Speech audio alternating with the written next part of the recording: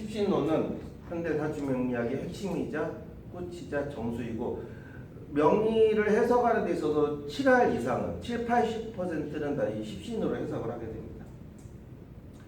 지금까지 했던 거는 뭐예요? 지금까지 이 사주가 뭐 화가 강하다 뭐 이렇게 우리는 이제 배웠잖아요. 화가 강하다.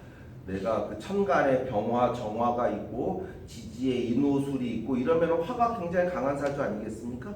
예, 그러면 이 사주 화가 강해요. 아니나 다를까? 얘는 만났더니 얼어 죽어도 아이스 아메리카노고 맨날 이렇게 그 음료수에 얼음 잔뜩 넣어서 먹고 막 이제 이러니까 아 얘는 진짜 화기가 강하다. 그런데 그거는 지금까지 이렇게 그 간지의 음양오행을 통해서 본 것이고 실제 사주 명리학의 70% 이상은 이 오늘 배운 이 십신론으로 이렇게 해석을 하게 된다. 이것이 기초가 된다. 이건 그 십신론은 그러면은 어떤 거냐면 자 사주가 8글자가 이렇게 있습니다. 사주가 8글자가 이렇게 있어요. 그러면 제가 지난 시간에 말씀드렸지만 이 사주 8글자가 다 나를 나타내는데 이것을 우리가 이제 해석을 해야 되잖아요. 2차 방정식을 우리 풀어야 됩니다. 2차 방정식이 있으면 그거를 이제 풀어서 x의 값을 구해야 되는 거예요. 네, 그런 것처럼 2차 이게 이 사주가 이걸 이제 해석을 해야 돼. 그러면 해석을 하는 방식이 어떻게 되느냐? 일간을 이게 일간이죠. 일주의 천간입니다. 이거 일주의 천간. 그래서 일간. 그럼 요거는 연간, 그죠? 연주의 천간. 다 이제 했던 내용들이죠. 그럼 일주의 천간을 8글자가 다 나를 나타내지만 다 나의 구성 성분이지만 이거를 해석하려고 하니 일주의 천간을 나로 본다. 이렇게. 일주의 천간을 나로 본다. 나와 주위에 나와 상대되는 것들로 해석을 하는 겁니다. 이게 다 나예요. 다 나인데 그럼 이것의 이론적인 배경은 무엇이 있느냐? 동양학에서는 동양학이 이 세상을 인식하는 방식은 부분은 전체를 반영하고 있다. 이제 이렇게 됩니다. 모든 것은 상호 연관되어 있다. 부분은 전체를 반영하고 있다. 이거 이제 동양학의 이 세상을 인식하는 방법이에요. 그러니까 이제 뭐가 어떤 게 여러 가지 예를 들 수가 있는데 이제 수학에서는 그 프랙탈 구조라고 얘기합니다. 뭐 나선형이 많이 꼬불꼬불 되어 있는데 그것이 이제 예를 들자면 눈꽃송이가 이렇게 이제 육각형에 눈 이렇게 가만히 이렇게 육안으로도 보입니다. 육각형에. 근데 그럼 육각형이 이렇게 있으면 육각형 결정이거든요. 근데 그럼 이 가지에 보면 여기 육각형이 이게 또 이렇게 달라붙어 있는. 그러니까 계속 그 전체의 모습이 부분 속에 투영되어 있고 이 부분 속에 다시 또 전체의 모습이 투영되고 그 무한히 반복되는 약간 이런 걸 이렇게 그러니까 이제 이거를 하루 1년은 어때? 1년은 봄, 여름, 가을, 겨울이 있다. 1년은 봄, 여름, 가을, 겨울. 그럼 하루에도 봄, 여름, 가을, 겨울이 있다. 하루에 봄은 해 뜨는데, 하루에 여름은 정오 시간대, 하루에 가을은 해가 떨어지는데, 해가 올라가는 때는 봄이. 1년에 봄은 나무가 위로 자라는 때고 1년에 가을은 낙엽이 떨어진다. 이 목은 상승하는 길, 금은 하강하는 길. 가을이 되면 나뭇잎이 떨어지고 열매가 떨어지고 이거. 1년 중에 봄, 여름, 가을, 겨울인데 그러니까 이제 하루에 봄, 여름, 가을. 하루에 봄은 해가 올라가는 데, 하루에 가을은 해가 떨어지는 데, 하루에 겨울은 기온이 제일 낮은 데죠. 기온이 제일 낮은 데.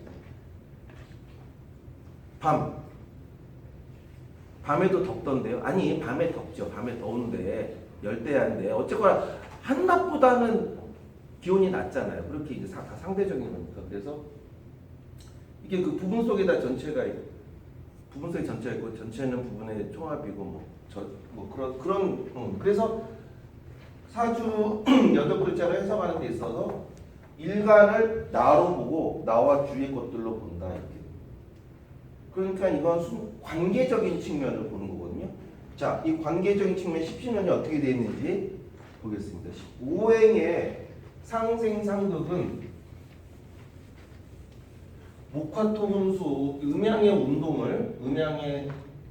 운동을 이렇게 이제 양의 운동과 음의 운동. 그래서 양의 운동 목, 화, 전환, 토, 금, 수 이렇게 오행이 이렇게 해서 목생화, 화생토, 토생금, 금생수, 수생목 이렇게 되죠. 극은 어떻게 돼요? 목극토, 토극수, 수극화, 화극금, 금극 뭐 이렇게 이제 됩니다. 그러면 이걸 한번 가만히 이거를 살펴보면 지금까지 우리는 무엇을 외우고 배웠냐면 목생화 유치원 수준으로 설명을 하자면 얘기하자면 나무가 불을 피운다 이거예요. 유치원 수준에서는. 근데 이제 이걸 조금 더 고차원적으로 얘기하자면 이게 에너지의 전위 이렇게 됩니다. 그러니까 봄의 모습이 이제 여름으로 이렇게 진행이 되는 전환이 되는 이거는 초등학교 수준 되겠네요. 그럼 이걸 조금 더 어렵게 얘기해 볼까요? 더 어렵게 얘기하자면은 생성하고 개시하는 기운이 이 발산을 향해서 움직이는 이제 그런 기운입니다. 이게 발산 이렇게 그 꽃망울이 터지고 폭죽이 터지고 이게 그 화의 모습이잖아요. 꽃이 만개하고. 그래서 우리가 체언과 용언을 봤을 때 꽃망울이 체언이다 그러면 거기에 호응이 되는 거기에 어울리는 용어는 뭐예요? 꽃망울이 터진다라는 얘기죠. 꽃망울이 터진다. 이게 터지고 발산하고 만개하고 여름의 그런 화의 기운입니다. 그래서 어렵게 얘기하자면 그렇게 성장하고 이 개시하는 기운이 이렇게 만개해서 이렇게 그 발산하는 기운이 되는 게 그게 이제 목생화의 의미입니다. 근데 이렇게 얘기하면 좀 어렵고 좀 감이 안 오고 그러니까 그냥 나무가 이게 그 불이 위로 막 타오르고 막 이런 뭐 그렇게 이제 목생화를 설정을 하는데 이게 에너지가 이렇게 되는 겁니다. 그러면 우리가 지금까지 했던 것은 뭐냐면 이 목과 화에 주목을 했죠. 나무가 불을 피운다 이렇게. 사실 뭐 나무가 불을 피우는 게 아니라 그런 에너지의 모습이지만 어쨌거나 근데 지금 오늘 하는 이 십신론은 이 목과 화에 주목하는 게 아니라 요 목이 화를 생하는 요 관계 이 측면에 주목을 하게 됩니다. 자, 이 우행의 목화토, 목생화, 화생토, 토생금, 금생수 요걸 보면 요 관계에 주목한다고 했어요. 내가 만약에 금이다 이랬을 때는 모두 5가지 작용이 이 금의 입장에서는 5가지 작용이 있습니다. 어떤 작용이 있어요? 나를 생해주는 오행이 있어요. 나를 생해주는 오행. 그 다음에 요거는 뭐예요? 이 금이 생하는 오행이에요. 이거는 토생금이니까 이 금 입장에서는 뭐가 나를 생해줘. 그죠? 그러니까 이제는 목화토금수가 중요한 게 아니라 요 관계가 그러니까 얘 입장에서는 얘는 나를 생해주네? 요걸 봐, 요걸. 그럼 나는 얘를 생해주네? 네. 요걸 봐, 요거. 나는 얘를 극하고 있네? 그럼 요거는 뭐야? 요거는. 얘는 나를 극하고 있네? 이제 이렇게 되는 거죠. 그죠? 그럼 4개죠, 4개. 하나 더. 금. 나와 비슷한 거, 나와 같은 거네? 이렇게. 그러니까 모두 5가지 관계가 성립이 됩니다. 이게 십신론입니다. 다시 한번. 자, 그럼 내가 목이에요, 목. 목에는 모두 몇 가지 관계가 있다? 5가지 관계. 자, 하나는 뭐예요? 나하고 같은 거. 그 다음에 뭐예요? 그 다음 내가 생해주는 거. 그 다음은 뭐예요? 순서대로 하자면 내가 극을 하는 거. 요거는 뭐예요? 이게 나란 말이에요. 나. 좀 전에 제가 다시 지었지만 이게 사주에서 뭐예요? 사주에서 나는 뭐예요? 이 4글자 중에 이게 뭐예요? 연간, 연지, 월간, 월지, 일간, 일지, 시간, 시지 중에 나는 뭐더라 그랬죠? 나? 일간. 여기가 그러니까 일간이 이거는 지금 일간을 기준으로 얘기해요. 일간. 십신호는 일간이 기준이 됩니다. 일간이 기준이 돼요. 그래서 일간을 기준으로 했을 때 항상 일간을 기준으로 했을 때 자, 다시 한번. 일간을 기준으로 했을 때 뭐예요? 내가 일간이 목이란 말이에요. 내가 목이란 말이에요. 목이란 말이에요. 그러면은 목이 일간인 내가 목이야. 내가 목이야. 근데 또 목이 있어. 그럼 뭐야? 저 나랑 같은 놈이네. 이제 이렇게 나랑 비슷한 모양이 같은 놈이네. 그럼 화를 보면 어떻게 돼요?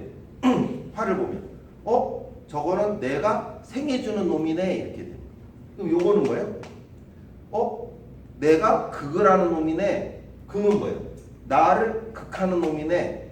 요 수는 뭐예요? 나를 생해주는 놈이네. 이렇게 된단 말이에요. 그래서 모두 5가지 관계. 그러면 내가 토일 때는 어떻게 돼요? 토일 때는 또 똑같아요. 토일 때도 첫 번째 뭐예요? 나하고 같은 놈. 토가 오행의 목화토금수를 봤을 때 토가 토를 보면 어떻게 돼요? 저하고 나하고 오행이 같은 놈이네. 그럼 토가 금을 보면 저건 내가 생해주는 놈이네. 토가 수를 보면 토국수이잖아. 저건 왜냐면 내가 토니까 내가 극을 하는 놈이네. 목은 저 놈은 나를 극을 하는 놈이네. 이렇게 나를 화는 나를 생해주는 놈이네. 이렇게 된단 말이에요. 그렇죠? 그러니까 그 관계적인 측면에서 봤을 때는 관계적인 측면입니다. 관계적인 측면에서는 이 토에서 보는 수 이건 어떻게 돼? 토국수. 근데 목에서 보는 토는 뭐예요? 목국토. 목국토와 토국수는 다르죠? 다릅니다. 달라요. 자, 다시 한번. 목생화와 수생목이 같습니까? 다르잖아요. 왜 달라요? 아니 이거는 봄에서 여름으로 가는 거고, 이거는 뭐예요? 겨울에서 봄으로 가는 거고, 이 수란 뭐예요? 계절이고요. 겨울이잖아요. 겨울. 네? 금에 가을에 낙엽이 다 떨어지고 이렇게 과일이 다 떨어지고 단풍지고 나서 그럼 겨울엔 뭐예요? 겨울에는 항상 나뭇가지에 허벌판에 아무것도 없어요. 잎도 없고 과일도 없고 다 씨앗으로 밑에를 해야 돼. 그래서 겨울에서 다시 또 이 겨울의 단계가 넘어가면 이때 목이 봄에 이렇게 자라는 거예요. 이게 어떻게 같아? 이게 그 가을에서 이렇게 봄으로 가는 것과 봄에서 여름으로 가는 건 다른데 그 관계를 보면 요게 나일 때 내가 생해주는 거, 요게 나면 내가 생해주는 거 이렇게 되는 거야. 이 관계는 똑같은 관계죠. 그렇죠?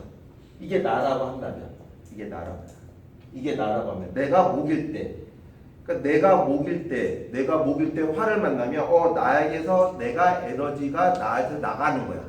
내가 나간 에너지. 내가 화를 보면 목생화가 되니까 내가 목일 때 화를 만나면 목생화가 되니까 에너지가 목에서 화로 넘어가요. 그럼 내가 수일 때 목을 만나면 어떻게 돼요? 역시 또 수생목이 되니까 에너지가 나한테서 빠져나가서 걔한테 가는 거예요. 그렇죠? 관계적인 측면은 동일하다. 그래서 이 관계가 모두 몇 가지 관계냐? 5가지 관계입니다. 5가지 관계. 나와 같은 것. 자, 그래서 나와 같은 것. 내가 수라고 한다면 나와 같은 수. 그 다음에 내가 생하는 것, 수국화. 내가 극하는 것, 토국수. 나를 극하는 것, 금생수. 나를 생해주는 것.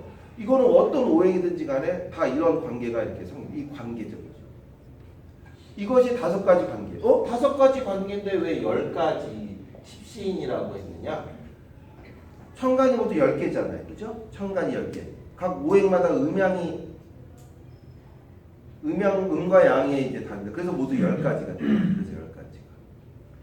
이것을 지칭하는 용어들이 있습니다. 이 용어들이 이제 생소하실 텐데 요 생소한 용어들에 이제 좀 익숙해져야 되는데 처음에 좀 생소하지만 이건 외우지 않아도 앞으로 계속 이런 얘기만 나올 테니까요. 어렵지 않습니다.